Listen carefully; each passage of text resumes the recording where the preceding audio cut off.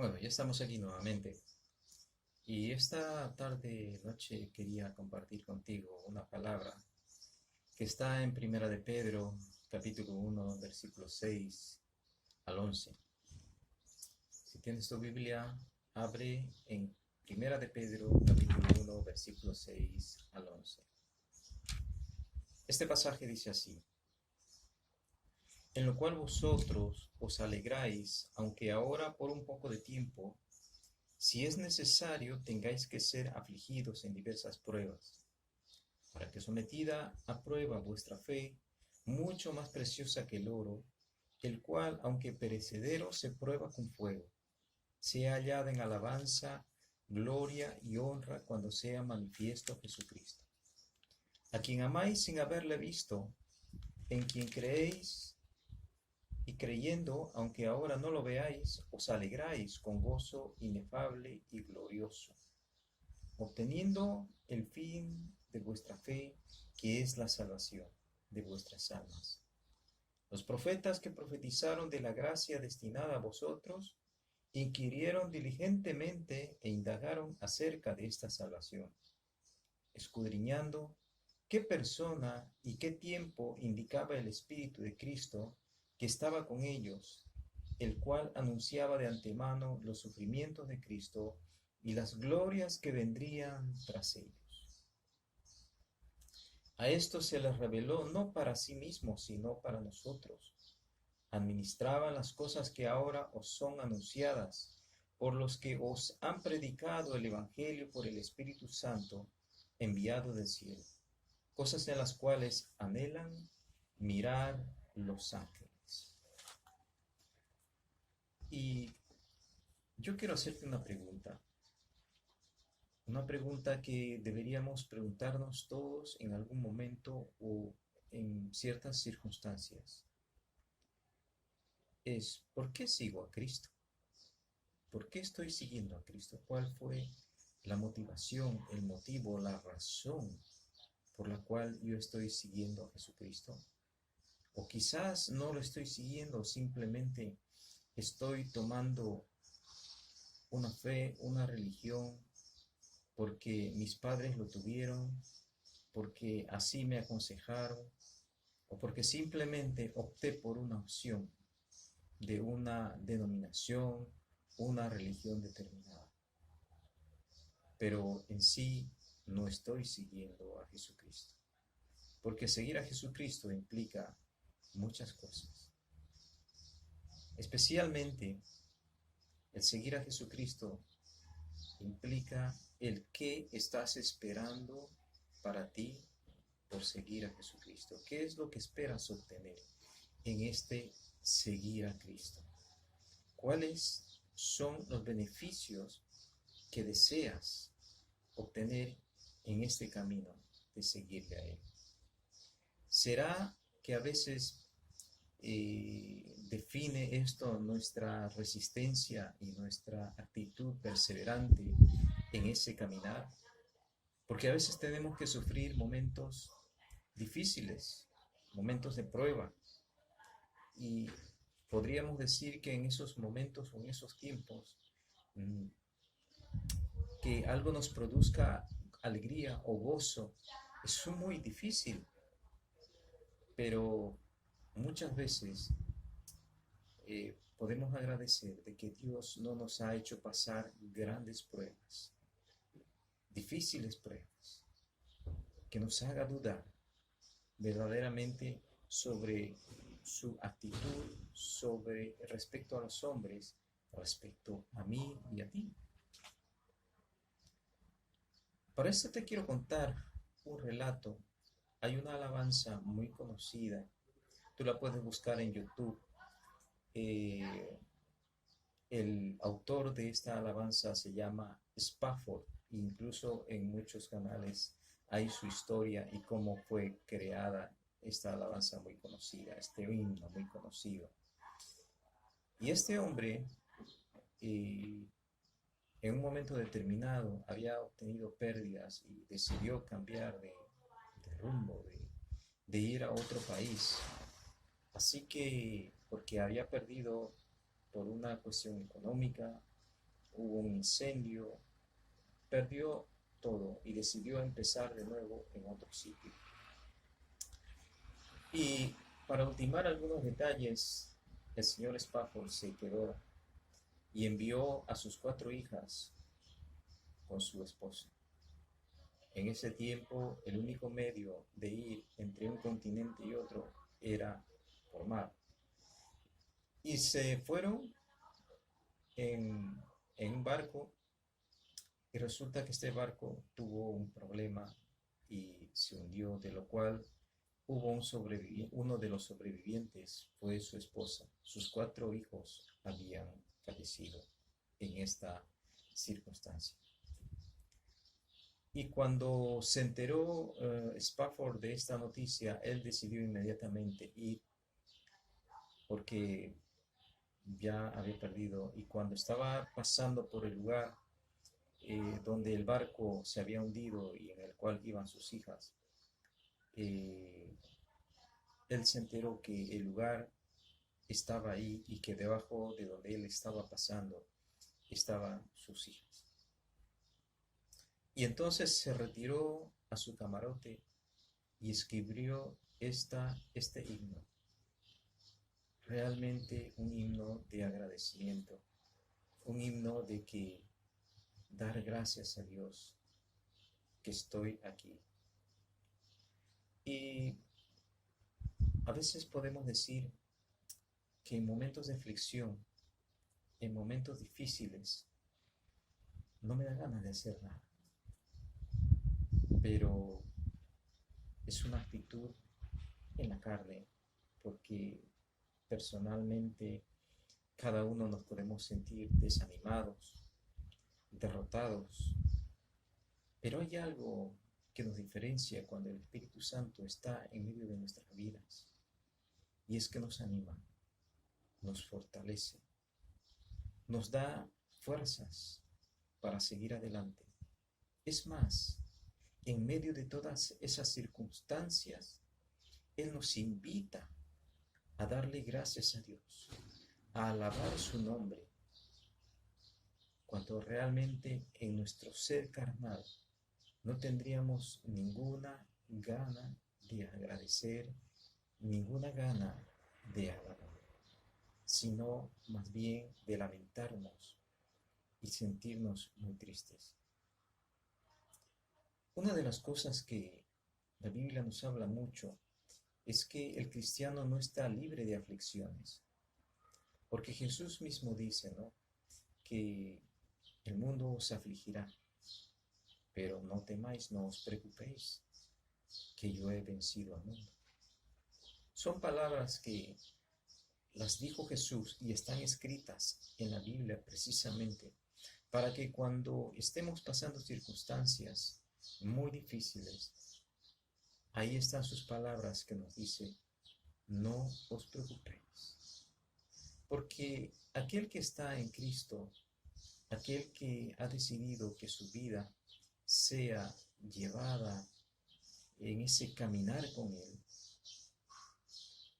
la verdad es que no tiene por qué sentirse preocupado, porque prácticamente lo único que va a perder quizás es lo material, lo físico, pero su corazón nadie se lo podrá robar, ni su amor, ni su esperanza, ni su gozo.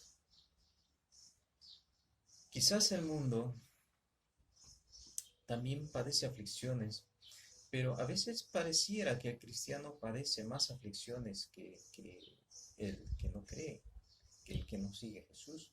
¿Pero por qué puede ser esto? Nos dice aspectos cuando Jesús nos habla en Mateo 13, capítulo 21, de la semilla que es echada en las piedras. Esa semilla al final no echa raíces fuertes y esta planta no llega a resistir las aflicciones del mundo. Debemos alegrarnos en el momento de las aflicciones, o debemos, mejor dicho, debemos alegrarnos cuando las aflicciones vienen a nuestras vidas? La verdad es que cuando viene una situación de prueba a nuestra vida, significa que Dios está trabajando. Significa que Dios no es un Dios solamente en el sentido de palabras, de conocimiento. Significa que Dios está trabajando de una y otra manera para engrandecerte, para fortalecerte, para hacerte más sabio, para hacerte a la imagen de Jesús.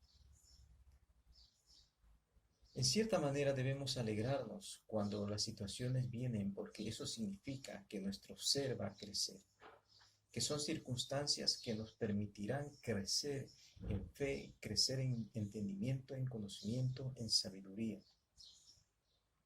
En Primera de Pedro, capítulo 1, del versículo 3 al 5, dice el apóstol: Él os hizo renacer para una esperanza viva, por la resurrección de Jesucristo de los muertos, para una herencia incorruptible, incontaminada e inmarcesible, reservada en los cielos para vosotros que sois guardados por el poder de Dios mediante la fe, para alcanzar la salvación, que está preparada para ser manifestada en el tiempo postrero. Hay hermosas promesas para más adelante, pero eso no significa que tu vida en esta tierra, la vida que tienes hoy, será una permanente vida de aflicciones. Habrán aflicciones como las hay para todo el mundo. Habrán alegrías como las hay para todo el mundo.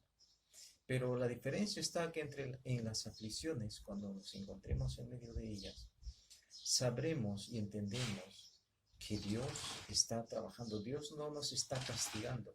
Dios no nos está maltratando, sino que está trabajando para que seamos personas de una manera a la imagen y a la estatura de Jesucristo.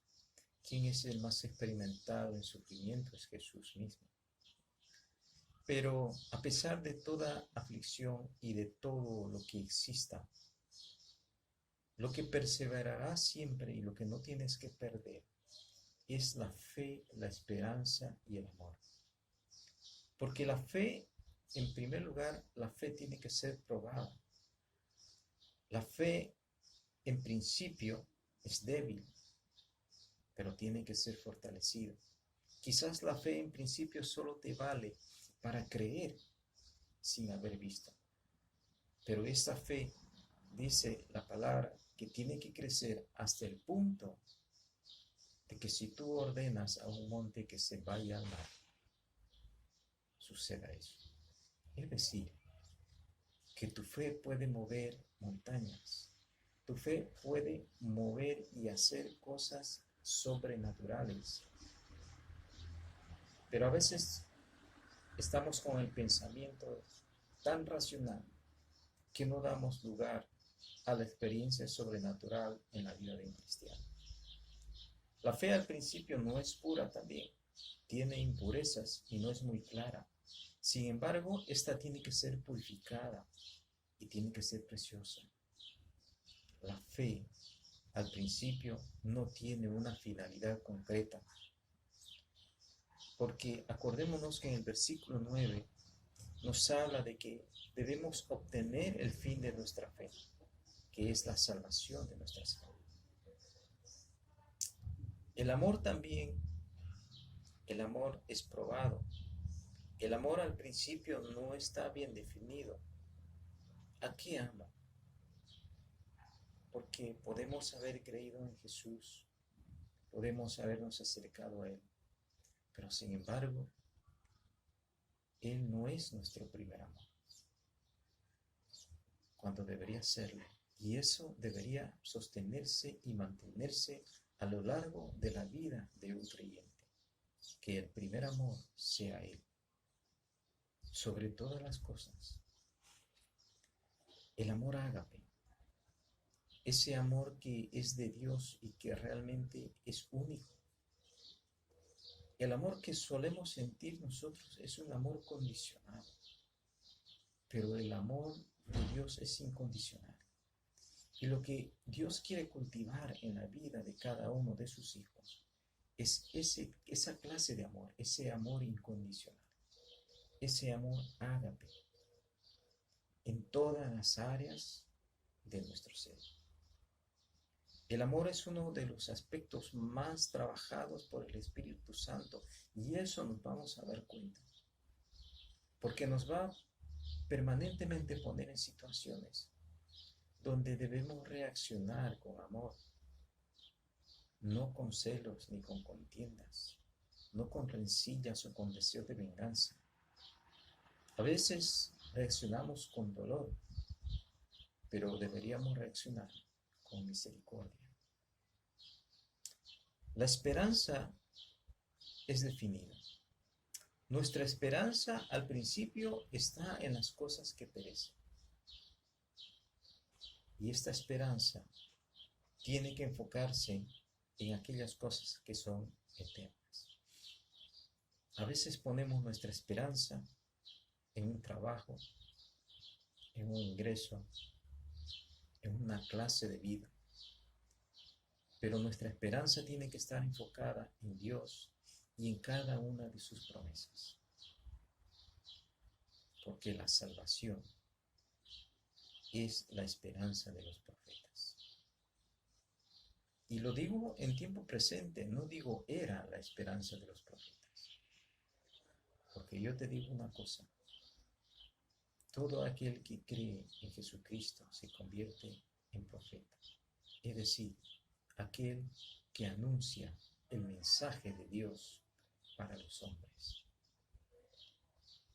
La salvación que fue revelada a los del Antiguo Testamento no sabían de qué forma o de qué manera sucedería, como también ahora no sabemos el tiempo que se va a producir el regreso de nuestro Señor. Pero la manera en que visionaba un profeta en ese tiempo era como cuando alguien mira hacia lo lejos una serie de cordilleras con varias montañas. Y a veces entre montaña y montaña puede existir un valle, pero el valle no se percibe. Puedes ver un monte, luego el otro, pero cuando realmente alcanzas el monte, puedes ver lo que hay abajo. Esa salvación, esa tiene que ser la esperanza de los creyentes de este tiempo. Vivimos ese tiempo que los profetas no podían ver. Eran tiempo de misericordia y gracia salvadora. Pero hoy en día, y desde antes, siempre hubo dos destinos. ¿A cuál vamos? Si yo te pregunto, ¿tú estás seguro de que irás al reino de los cielos? Quizás me digas, no lo sé. Quizás me digas, sí, estoy seguro. Pero ¿de qué depende esa tu respuesta y esa tu seguridad o tu duda? Eso es algo que debemos examinarnos, porque todo aquel que cree en Jesucristo tiene que tener la certeza de la salvación. No significa esto de que el que tú hayas hecho una oración de fe, del que tú te hayas bautizado, va a implicar una salvación permanente, aunque tu vida luego sea una vida libertina, sea una vida que no sigue a Jesucristo ni sus mandamientos. Eso tampoco. Pero lo más importante es perseverar hasta el final para obtener la victoria. Cuando tú te encuentras afligido, cuando estás en situaciones complicadas, estresantes, ¿cuál es tu esperanza? ¿Dónde se deposita tu confianza? Es algo que realmente debemos pensar si quizás nuestra primera reacción no está en descansar en Jesucristo, sino que la circunstancia nos abate y toma control de todos nuestros actos, de todos nuestros pensamientos, de todas nuestras reacciones. Y no vamos a acudir al Padre a presentarnos de la situación para que Él nos ayude, para que Él nos guíe, para que Él nos dé esperanza y nos fortalezca, para seguir luchando todo momento y en toda esta circunstancia. Por tanto, ceñid los lomos de vuestro entendimiento. El mundo nos enseña a ser autosuficientes.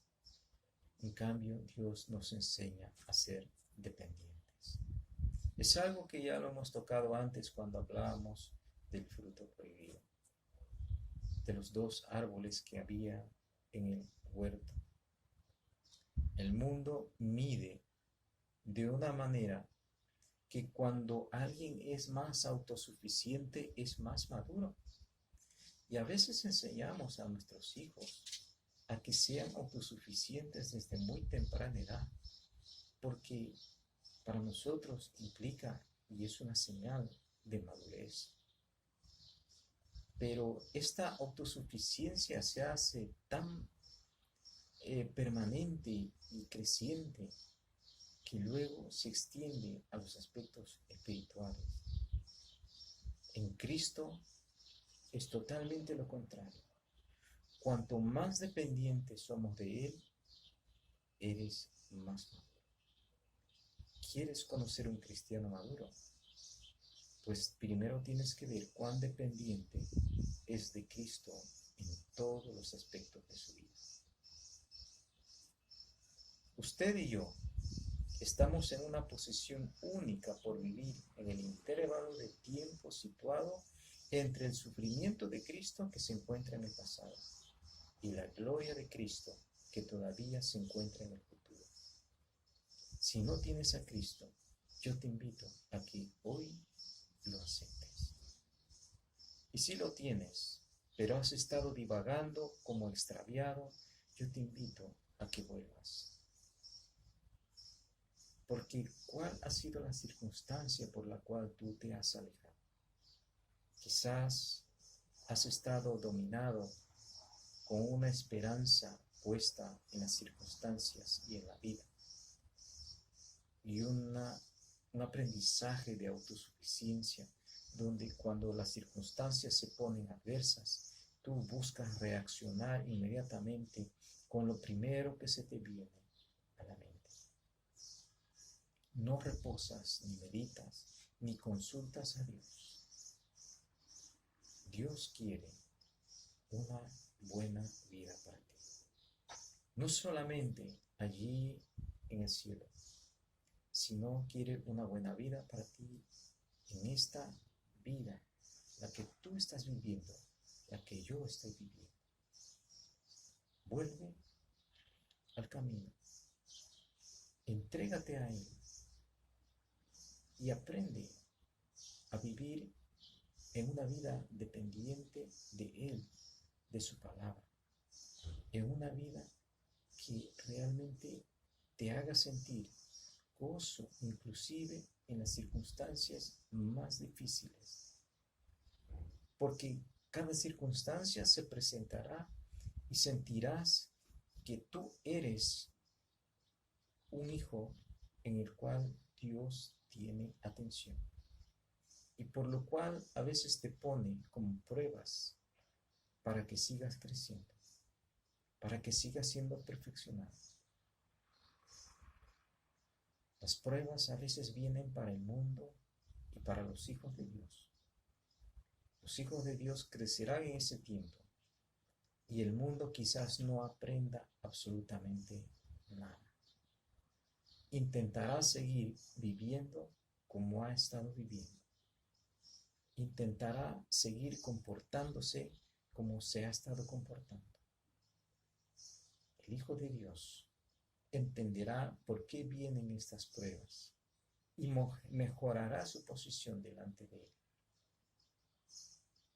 Pero aquel que no tiene a Cristo, quizás este no sea la única circunstancia que tenga que vivir. Quizás la próxima sea más dura, porque Dios lo que quiere es que de una manera u otra pueda entender y pueda regresar hacia Él. Gracias, hermanos. Gracias por atenderme esta tarde. Y yo te invito a que tú compartas los mensajes que hay, que nosotros transmitimos, tanto los otros hermanos como mi persona. Que lo compartas en las redes con tus amigos, porque no sabes realmente quién necesita urgentemente de Cristo. Que tengas una buena noche y que el Señor te bendiga.